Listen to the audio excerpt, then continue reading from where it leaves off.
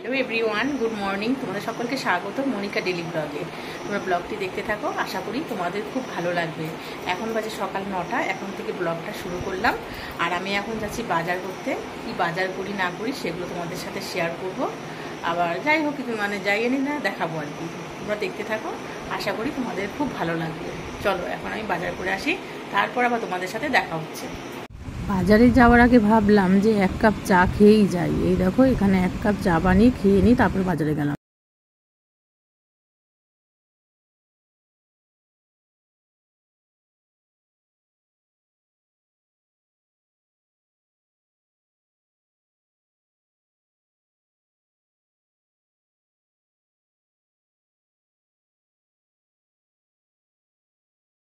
এখন রান্নাঘরটা একটু ছড়িয়ে রয়েছে, কারণ সকালবেলা যখন রান্না করেছি তারপরে আমি বাজারে চলে গেছিলাম, কারণ তখন তো আর রান্নাঘর গুছানো হয়নি।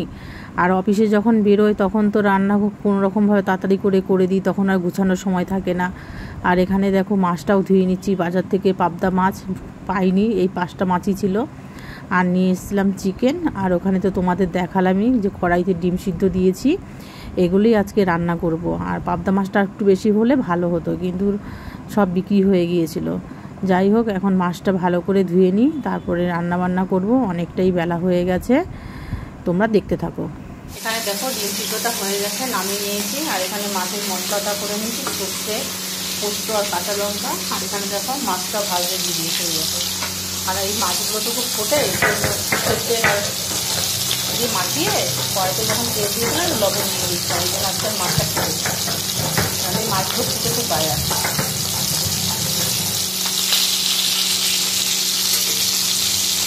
সকাল থেকে মানে এত রান্নাবান্না করতে হয়, কীভাবে সকালটা পার হয়ে যায় বুঝতেই পারি না। মানে সকালবেলা উঠি, ঘুম থেকে সমস্ত কাজকর্ম করি, কেন কাজের লোক নেই। মানে উঠোন ঝাড় দেওয়া, ঘর ঝাড় দেওয়া, টিভি মোছা, তারপর রান্না করা অফিসের।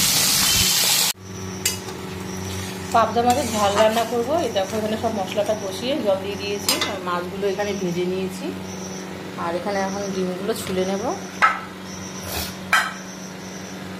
এখানে দেখো নুন, হলুদ আর কাঁচা লঙ্কা দিয়ে চিকেনটা শুধু সিদ্ধ করে নিয়েছি।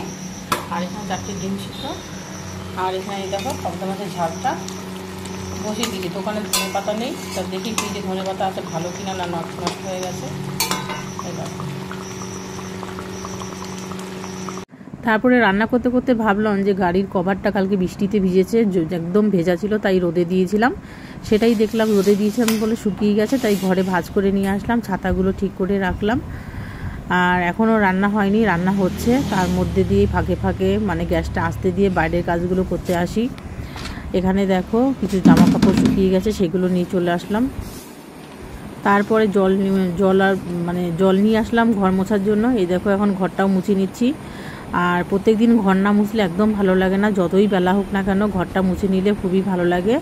যাই হোক, এখন ঘরটা ভালো করে মুছে নিচ্ছি। তার আগে আবার একটু ফোন এসেছিলো, ফোনে কথা বললাম, তাই জন্য একটু দেরি হয়ে গেছে। যাই হোক, ঘর দুয়ার মুছে এখন স্নান করে তারপরে এসে ঠাকুর পুজো দিতে হবে।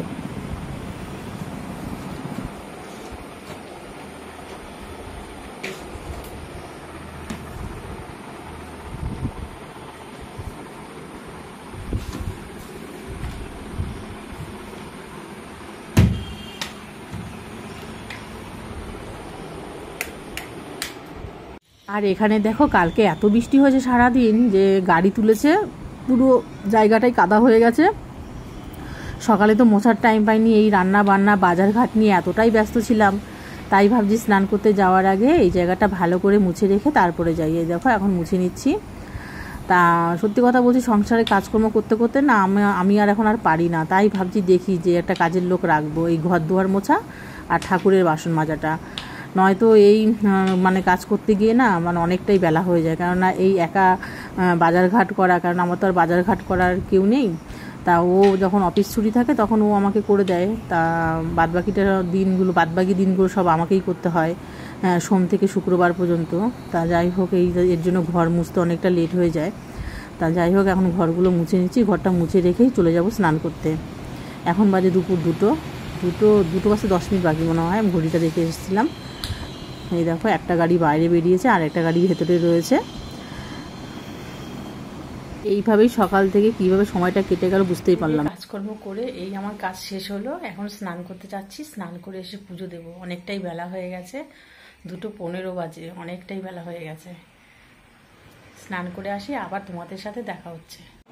এই দেখো স্নান করে চলে এসেছি, ঠাকুরের জন্য জল নিয়ে আসলাম। আর এখানে দেখো সকালবেলায় ফুল তুলেছিলাম, আজকে খুব একটা বেশি ফুল পাইনি, সব নিয়ে চলে গেছে। এই কটাই ফুল পেয়েছি, অন্যদিন তো অনেক ফুল পাই। এই দেখো এগুলো সব বাড়ির ভেতরের গাছের, বাইরের গাছে একটা ফুল পাইনি, সবই সকালবেলায় সবাই হাঁটতে আসে তো তখন নিয়ে চলে যায়। ও আমার ঠাকুর পুজো দেওয়া হয়ে গেছে। আজকে ফুলটা অনেকটাই কম, সিংহাসনটা ফাঁকা ফাঁকা লাগছে। 6-7 পিস মাংস দিয়ে এইভাবে আলু দিয়ে একটু পাতলা করে ঝোল রান্না করেছি, কেননা আমার আবার ঝোলটা খেতেই ভালো লাগে।